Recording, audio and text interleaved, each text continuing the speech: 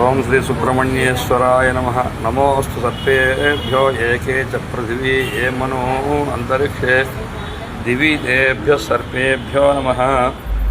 ఈరోజు మన దేవాలయంలో చేసినటువంటి శ్రీ శాకాంబరి అలంకారంలో భాగంగా భక్తులు ఇచ్చినటువంటి కూరగాయల్లో క్యారెట్లలో అనూహ్యంగా వచ్చినటువంటి శ్రీ సుబ్రహ్మణ్యేశ్వర జంటనాగుల ప్రతిరూపం.